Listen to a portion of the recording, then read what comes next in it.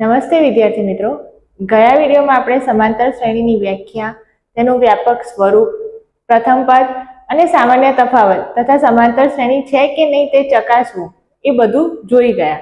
હવે આગળ આપણે ભણીશું સમાંતર શ્રેણીનું nમું પદ. તમને પ્રથમ પદ એ આપ્યો હોય, સામાન્ય તફાવત ડી આપ્યો હોય તો એનું nમું પદ એટલે કે an. an કેવી રીતે શોધાય? તો an બરાબર a વત્તા n માઇનસ 1 ગુણ્યા ડી. અહીંયા ગુણાકાર છે એટલે એને n માઇનસ 1 ને કૌંસમાં લેવા જરૂરી છે. એટલે a વત્તા n માઇનસ 1 ગુણ્યા ડી. તમને પ્રથમ પદ આપ્યો હોય, તમને સામાન્ય તફાવત આપ્યો હોય અને તમને n ની કિંમત આપી હોય કે કયું પદ શોધવાનું છે, એના પરથી તમને an મળી શકે છે. એ રીતે તમને an આપ્યો હોય, પ્રથમ પદ આપ્યો હોય અને d આપ્યો હોય તો તમે n શોધી શકો છો. જે પણ આપ્યું છે એના સિવાયની કોઈ પણ એક કિંમત આપણે શોધી શકીએ છીએ. તો પહેલો દાખલો આપણે લઈએ કે અહીં આગળ a બરાબર 7 છે, d બરાબર 3 છે અને n બરાબર 8 છે. તો એ 8 એ આપણે શોધવાનો છે. તો શરૂ કરીએ. an બરાબર a વત્તા n માઇનસ 1 ગુણ્યા d. આપણું સૂત્ર છે a 8 એટલે કે a કેટલા આપ્યા છે? 7 વત્તા n કેટલા છે? 8. 8 ઓછા 1 ગુણ્યા d કેટલા છે? 3. બરાબર. હવે 7 ને એવા ને એવા રહેવા દેવાનું. પહેલા આ બે કૌંસ છે એનું આપણે સાદું રૂપ આપીશું. એટલે 7 વત્તા 8 માંથી 1 જાય 7 ગુણ્યા 3 થઈ ગયું. હવે પહેલા ફરી કૌંસનું, કારણ કે આપણી પાસે નિયમ છે ભાગુસબા. પહેલા ભાગાકાર, પછી ગુણાકાર, પછી સરવાળો અને પછી બાદબાકી. અહીંયા આગળ સરવાળો અને ગુણાકાર છે તો પહેલો ગુણાકાર થશે. એટલે કે 7 વત્તા 7 તરી 21, 21 વત્તા 7 28. એટલે કે a8 જે 8મું પદ છે એ શું હશે? 28. આ રીતે તમને પ્રથમ પદ, સામાન્ય તફાવત અને કયું પદ શોધવું છે એ આપ્યું હોય તો તમે એના પરથી એ પદ શોધી શકો છો.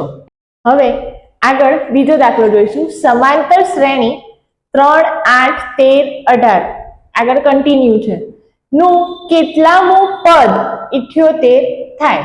આપણને એક દાખલાની રકમ આપી છે, એમાં શું પૂછ્યું છે કે કયું પદ 78 થાય. એનો મતલબ છે કે તમને an આપી દીધો છે. કેટલો? 78. હવે a d કંઈ આપ્યું નથી, પણ આપણને શ્રેણી આપી છે તો શ્રેણી પરથી a શું થાય? પ્રથમ પદ. એટલે a બરાબર 3. હવે d આપણને શોધતા આવડે જ છે. બીજા પદમાંથી પ્રથમ પદ બાદ કરું, 8 માંથી 3 જાય તો 5. d મળી ગયા. an છે, a મળી ગયા, d મળી ગયા. તો હવે આપણે શું શોધીશું? n. તો n આમાં આપણે શોધવાનું છે. આપણને કહું છે કે કેટલામું પદ, કેટલામું પદ, એનો મતલબ કે n શોધવાનું છે, પદનો નંબર શોધવાનો છે એટલે n શોધવાનું છે. તો સૂત્ર મૂકીએ. an બરાબર a વત્તા n માઇનસ 1 ગુણ્યા d. an આપ્યો છે 78, a આપ્યા છે 3, n તો આપ્યા નથી એટલે એને એવા ને એવા જ રહેવા દઈશું અને d આપણને મળ્યા 5. હવે સૌથી પહેલા આને આમ લઈ જઈશું, કારણ અહીંયા સરવાળો છે તો પહેલા બરાબરની સામેની બાજુ હંમેશા બે પદમાંથી કોઈ એક પદ જાય. અહીંયા આપણે 78 માઇનસ 3 બરાબર n માઇનસ 1 ગુણ્યા 5. 78 માંથી 3 જાય એટલે 75. આને આપણે કરતા બનાવવાનો છે.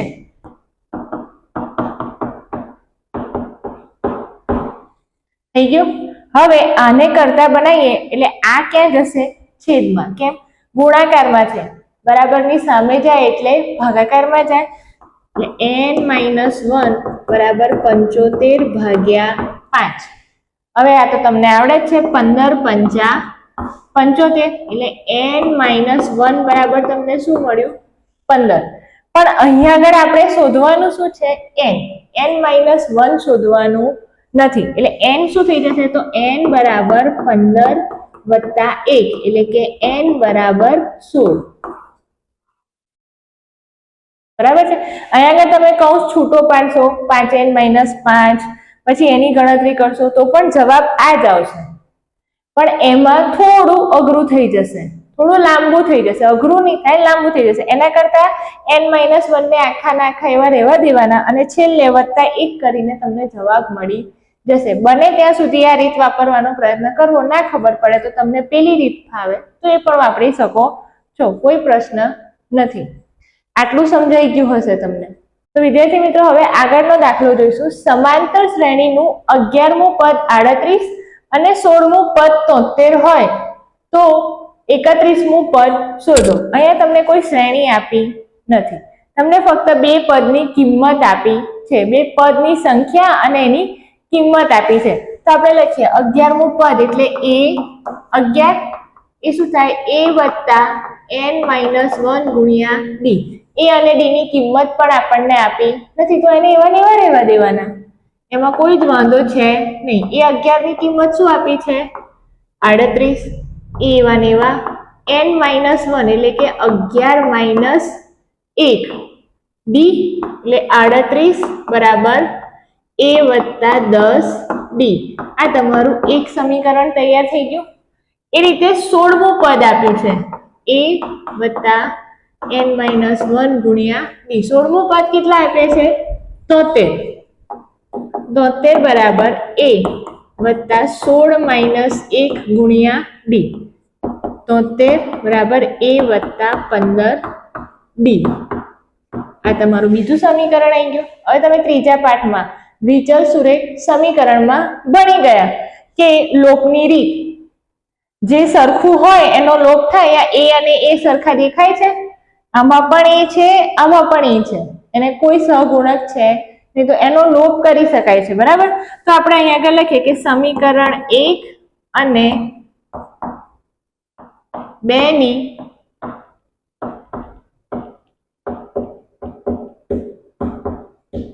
બાદબાકી કરતા. હવે બાદબાકી કેવી રીતે કરવાની? મોટી સંખ્યામાંથી નાની સંખ્યા બાદ થાય તો એ રીતે લઈએ. a વત્તા 15 d બરાબર 73. a વત્તા 10 d બરાબર 38. કર્યાની બાદબાકી માઇનસ માઇનસ માઇનસ થઈ ગયું. હવે આ તો કેન્સલ જ, બંને સરખા છે એટલે 0. 15 માંથી 10 જાય એટલે 5d. 73 માંથી 38 જાય એટલે 35. તો 5d બરાબર 35. એનો મતલબ કે d બરાબર 35 ભાગ્યા 5 એટલે કે d આપણને મળી ગયો 5 સત્તા 35. 7 મળી ગયા d. જો તમને d ની કિંમત મળી ગઈ. હવે d ની કિંમત આ એક સમીકરણ છે એમાં મૂકીએ તો a ની કિંમત મળી જશે. બરાબર છે. d બરાબર 7 સમીકરણ 1 માં મૂકી દઈએ. સમીકરણ 1 શું છે? 38 બરાબર a વત્તા 10 d, કે a વત્તા 10 d બરાબર 38. સરખું જ થવાનું છે.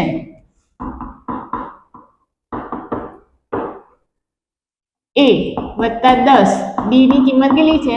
7.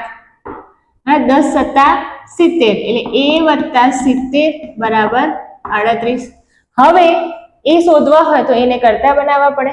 એને કરતા બનાવવા 70 ને બીજી બાજુ લઈ જઈએ એટલે a બરાબર 38 ઓછા 70.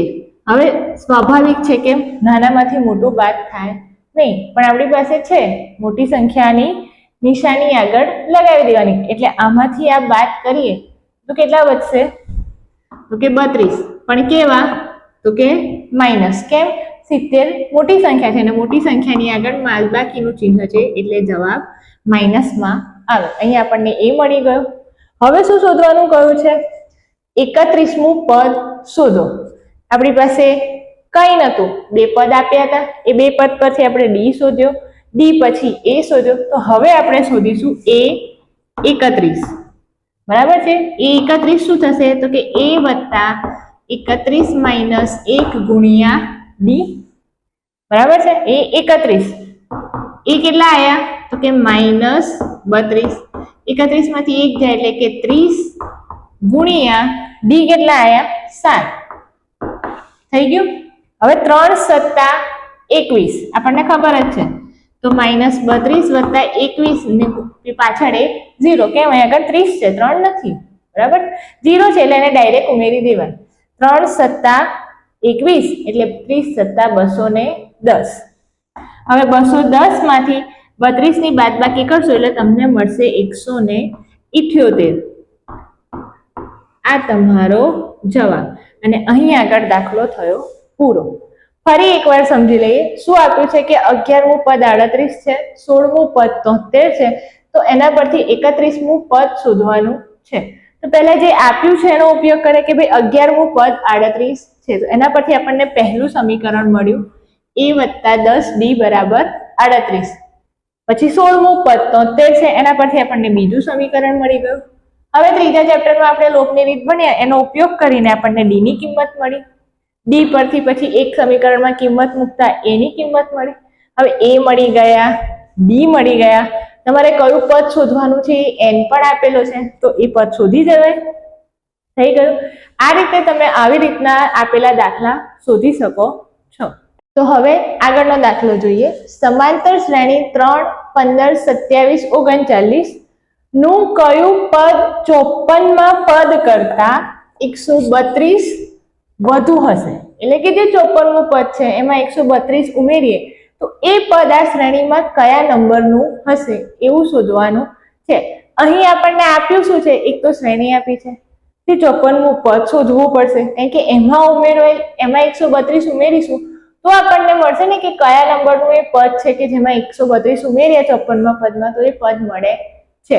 એટલે હવે પહેલા આપણે શોધીશું a, કારણ કે a અને d આપણને આપ્યા નથી, શ્રેણી આપી છે એટલે પહેલો a શું છે? 3. b શું છે? તો કે 15 - 3 એટલે કે 12. બરાબર છે.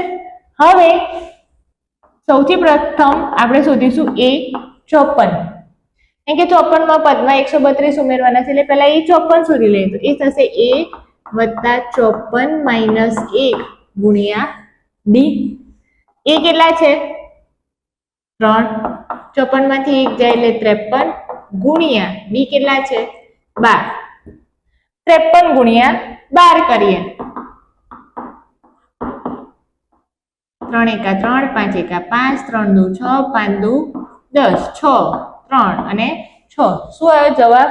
636. 3 + 636. 636 માં 3 ઉમેરી એટલે 639. આ કયું પદ આવ્યું? એ 54. હવે આપણે જે પદ શોધવાનું છે એ પદ ધારો કે an છે.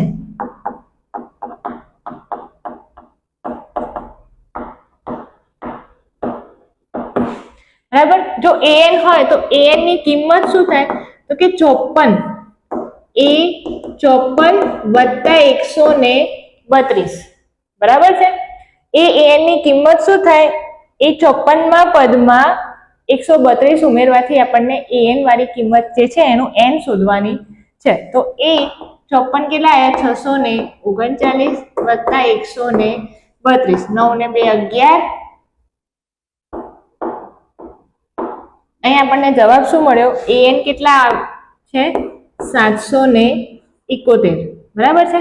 હવે આ જે પદ આવ્યું એમાં આપણે n શોધવાનો છે. તો ચલો n શોધીએ. an = a + n - 1 ગુણ્યા d. an કેટલા આવ્યા? 771. દેખાય છે? an 771. એ કેટલા છે? 3.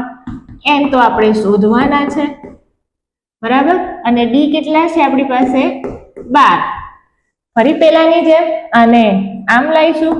771 - 3 = n - 1 ગુણ્યા 12.